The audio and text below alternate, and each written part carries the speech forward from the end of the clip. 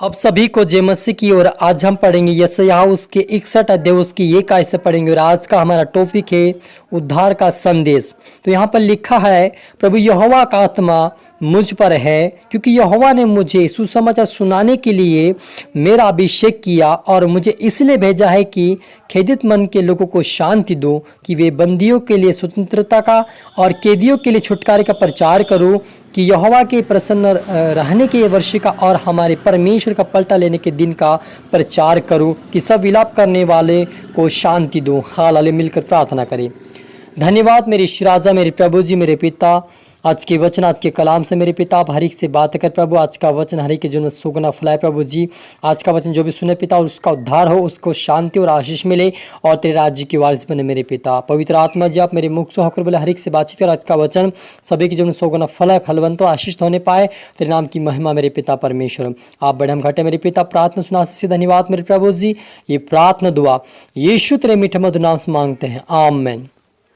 तो मेरे अजीजों, यहाँ पर हमने पढ़ा यशायाह उसके 61 अध्याय उसकी एक ऐसे पढ़ा कि प्रभु यहोवा का आत्मा मुझ पर है, क्योंकि यहोवा ने मुझे सुसमाचार सुनाने के लिए मेरा अभिषेक किया और मुझे इसलिए भेजा है कि खेदित मन के लोगों को शांति दो, कि बंदियों के लिए स्वतंत्रता का और कैदियों के लिए छुटकारे का प्रचार करो, कि यहोवा के प्रसन्न रहने के वर्ष का और हमारे परमेश्वर के पलटा लेने के दिन का प्रचार करो, कि सब विलाप करने वालों को शांति दो। हालेलुया।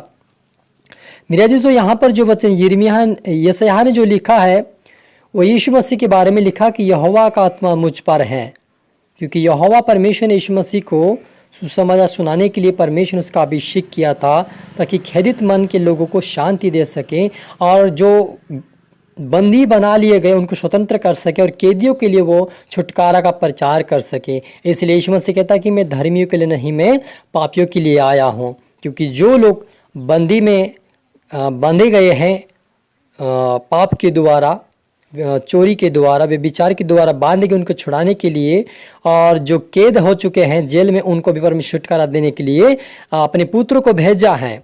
तो वो कहता कि मैं पलटा लेने के लिए भी, परमेश्वर कहता कि पलटा लेने का भी प्रचार करने के लिए परमेश्वर ने कहा है, और विलाप करने वालों को भी मैं शांति दे सकूँ। यीशु मसीह के बारे में ये वचन लिखा हुआ है। और जब हम मरकुस उसके 16 में पढ़ते हैं, वहाँ पर यीशु मसीह ने कहा कि जो विश्वास करे और बपतिस्मा ले उसी का उद्धार होगा, परंतु जो विश्वास ना करेगा वो दोषी ठहराया जाएगा। हालेलुया। मेरे अजीजों, आप और मुझे विश्वास करना कि यीशु मसीह मेरे लिए आया है, यीशु मसीह मेरा उद्धार करने के लिए आया। क्योंकि हमने पढ़ा यशायाह के अंदर कि वो उद्धार देने के लिए आया, वो शांति देने के लिए आया, वो विलाप करने वालों को परमेश्वर आंसू पहुँचने के लिए आया है। वो यीशु मसीह इसीलिए आया ताकि लोगों का उद्धार हो सके, शांति पाए, अनंत जीवन पाए और खुदावन के राज्य की वारिस बने।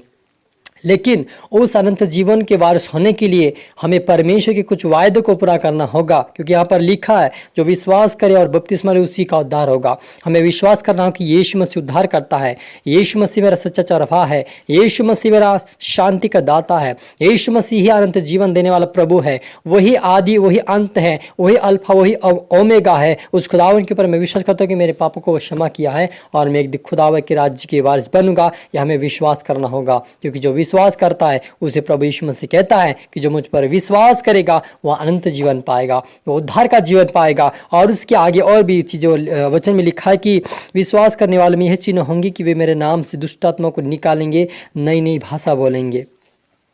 प्रभु कहता है कि जो मुझ पर विश्वास करेगा, बपतिस्मा लेगा, उसका उद्धार भी हो जाएगा। उद्धार होने के बाद वे उसके जीवन से मेरी महिमा बह निकलेगी। कहता परमेश्वर कि वो मेरे नाम से दुष्ट आत्माओं को निकालेंगे। उद्धार पाने के बाद हमारा जीवन में प्रभु की आत्मा आएगी और हम प्रभु के कार्यों को देखेंगे हमारे जीवन में। वह कहता है कि नई नई भाषा बोलेंगे, दुष्ट आत्माओं को निकालेंगे और सांपों को उठा लेंगे, और यदि वे प्राणनाशक वस्तु भी पी जाए तो भी उनको कुछ हानि ना होगी। वे बीमारों पर हाथ रखेंगे और वे चंगे हो जाएंगे। प्रभु कहता है कि जो मुझ पर विश्वास करेगा, जो विश्वास करके विश्वास मुझ पर करेगा, है ना, करने के बाद वे लोगों के लिए प्रार्थना करेंगे, दुष्ट आत्माओं से चंगाई पाएंगे, अन्य अन्य भाषा बोलेंगे, नई नई भाषा बोलेंगे।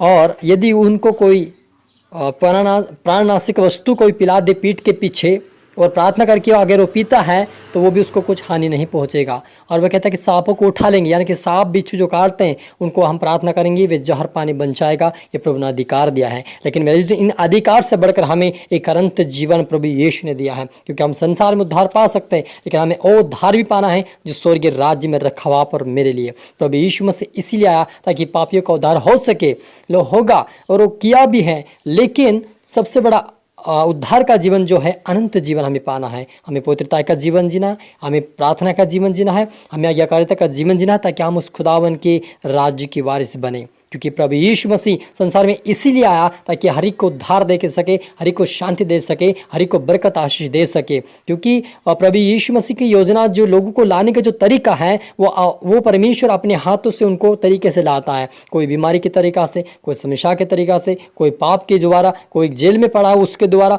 कहीं ना कहीं उनके जीवन में जो समस्या होती है उसी के द्वारा परमेश्वर उनको चुनता है अपनी महिमा के लिए और अपने स्वर्गीय राज्य के लिए।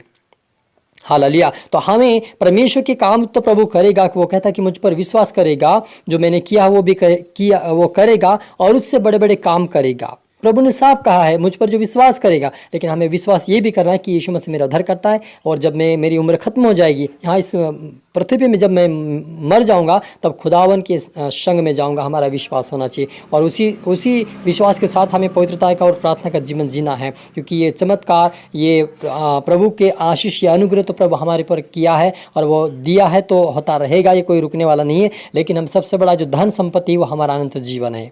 हालेलुया। आइए मिलकर प्रार्थना करें। धन्यवाद मेरे आसमानी खुदा, मेरे प्रभु जी, आज के वचनात के कलाम से मेरे पिता हर एक से बातें की आशीष का धन्यवाद मेरे प्रभु, जितना आपके बेटा बेटी देखे सुने हैं प्रभु उनके ऊपर तेरी आत्मा है पिता परमेश्वर। आज से वो पवित्रता में प्रार्थना वचन बढ़ने पाए, आज से तेरे मार्ग पर चले, तेरे वचन पर चले मेरे परमेश्वर पिता। ये तुझ पर विश्वास करने वाले, आपके ऊपर विश्वास करने वाले, आपके वचन पर चलने वाले, आपके मार्ग पर चलने वाले, आपके नाम को उठाने वाले बने। हमेशा आपके डर आपके भय में चले। यीशु मसीह राजा मदद सहायता करे, क्योंकि तू सर्वशक्तिमान परम प्रधान परमेश्वर पिता है। तेरा अनुग्रह हमारे लिए काफ़ी खुदावन यीशु मसीह। आप बड़े हम घटे मेरे पिता, अपने सभी को छुआ से धन्यवाद प्रभु जी। आज के वचन के द्वारा हर एक के जीवन में नई आत्माएं सपनों दर्शन द्वारा बातें करी, सभी को उठाया और अपने राज्य की वारिस बनाए मेरे ईश्वर राजा। ये प्रार्थना दुआ यीशु तेरे मीठे मधुर नाम से मांगते हैं, आमीन। तो मेरे अजीजों, मैं आशा करता हूं वचन से प्रभु आपसे बातें किया होगा। आप इसको दोबारा सुने, लाइक करें, शेयर करें, सब्सक्राइब करें ताकि प्रभु आपको दुगनी आशीष दे। और आप सभी को फिर से मेरी तरफ से गॉड ब्लेस यू ऑल। जय मसीह की।